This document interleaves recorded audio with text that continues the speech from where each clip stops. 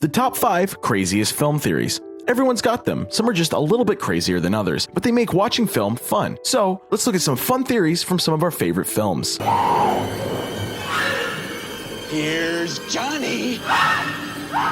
I consider myself to be a conspiracy theorist. Name one, and I've probably heard of it. So it stands to reason that I'd be drawn to conspiracies surrounding film. And it figures that the medium that documented Bigfoot, numerous UFO sightings, 9/11 would have its fair share of conspiracy theories. Almost too many to condense down into a little top 5 list. From the usual suspects like The Shining, any Kubrick film really, that old occultist, to icebergs like Titanic, from animated kids movies like Finding Nemo to horror movies like Saw, and its horrifying connection to Home Alone, from mind-bending blockbusters like Inception, The Matrix, and Star Wars, to oddities like Grease, Fargo, and Event Horizon. Conspiracy theories become a part of the movies we love, an essential part of loving them. To take time with a movie and create an entire world within that film, that's what movies should inspire within us. So, while there may be some crazy film theories out there, let's not dismiss them too hastily, lest we also dismiss what makes cinema so great and so much fun. We must embrace crazy film theories if we are to embrace film. This list honors those crazy film theories and is structured according to the theories that I believe are the craziest of crazy. So put on your tinfoil hats, because here we go. Number 5. Jack and Danny from The Shining are the same person.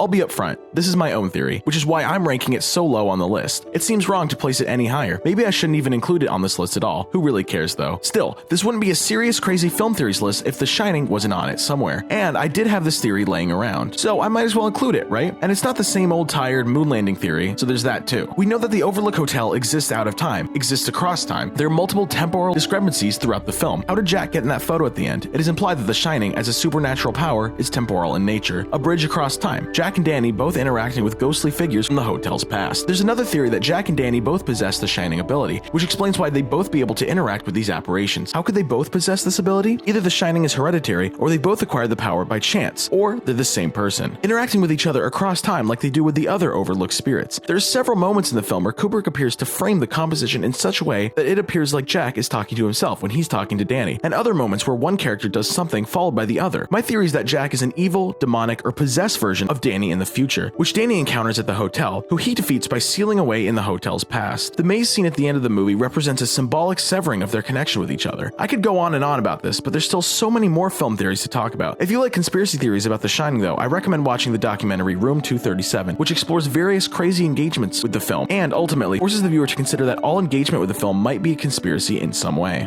Number 4. Jack from Titanic is a time traveler. I'm the king of the world!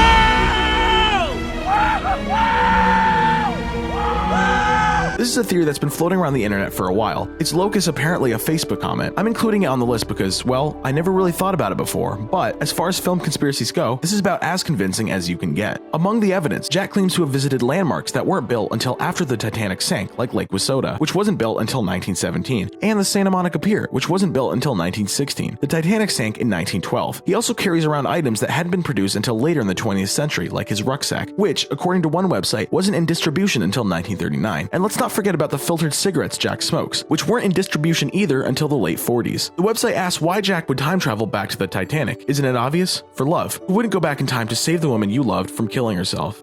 Number 3. Neo isn't the one.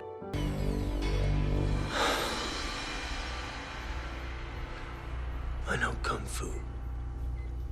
The Matrix, much like The Shining, is a film that's ripe to be theorized about, resulting in as many crazy film theories as scholarly articles, the boundary blurring somewhere, of course. This film theory is courtesy of the Film Theorist on YouTube and explores a different path, a path where Agent Smith is actually the one prophesized about, the one who frees mankind from their simulated lives in the Matrix program, destroying the Matrix in the process. The channel recognizes that the prophecy itself states that the one is born within the Matrix itself, the program, which isn't possible for someone like Neo, who was born outside the Matrix and jacked into it after birth. The prophecy also states that the one is able to to change the Matrix from its first iteration, but since Neo himself wasn't part of the first version of the Matrix, as Smith was according to the channel, he cannot be the one. Moreover, the channel argues that Neo doesn't change the fabric of the Matrix as significantly as Smith does, who remakes the entire Matrix in his own image, which ultimately leads to its destruction. Smith assimilates Neo, jacked into the Source, into himself, returning the One to the Source, reloading the Matrix, and freeing mankind. The Oracle, who created the One according to the architect, even says that Neo isn't the One in the first film, to put the cherry on top, and then chooses to lie about the true nature of the One in the following movies, according to the channel, to create an artificial peace between man and machine, essentially creating a scenario forcing machine and man to coexist, lest they both be destroyed, consumed by the other. Of course, none of this can happen without Neo, so it's more like there are two The Ones, but that doesn't sound as cool. Or maybe the One exists in the continuity between Neo and Agent Smith as the One collectively. This is the thing about the Matrix though, it's one big conspiracy rabbit hole. Just take the red pill.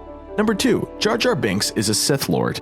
You'd say, boom to gasser, then crash into Buster's hay blibber, then vanish. I first remember hearing about this theory before the release of Star Wars: A Force Awakens, originating, I believe, on Reddit, and later transforming into the Supreme Leader Snoke as Jar Jar theory. And I remember how much momentum this theory had going into the sequel trilogy. I remember that I thought it might be true at the time, and I still do, even if the various theories that emerged surrounding it proved to be more dubious. The Reddit user who first proposed the theory, Lumpawaru, however, makes bold claims and backs those claims up with some pretty compelling evidence for Jar Jar's being a Sith Lord in the prequel trilogy, arguing that Jar Jar is a Force-trained Sith Lord and Palpatine's collaborator, citing Jar Jar's physical dexterity as an indicator of Force sensitivity, and further citing Jar Jar's tendency to manipulate those around him as a type of Jedi mind control. The Reddit user goes on to describe how Jar Jar uses this mind control technique to help put Palpatine in a position of power, and does so frequently during the prequel trilogy. And while he ends up claiming in the end that Jar Jar is Snoke and will feature prominently in the sequel trilogy, everything that he posts about the prequels could very well be true. This is one of those conspiracies that you have to read to believe, so I recommend checking it out because there's a lot of damning evidence, but even then, it's more fun than fact. Number 1, Omnifilm Theory.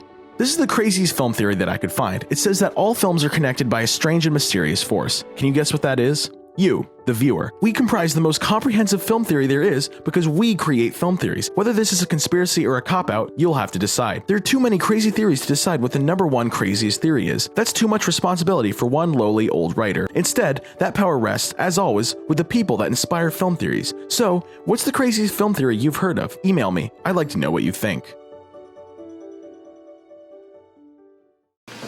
Jar Jar is a key to all this. If we get Jar Jar working, because he's a funnier character than we've ever had in any of the movies before.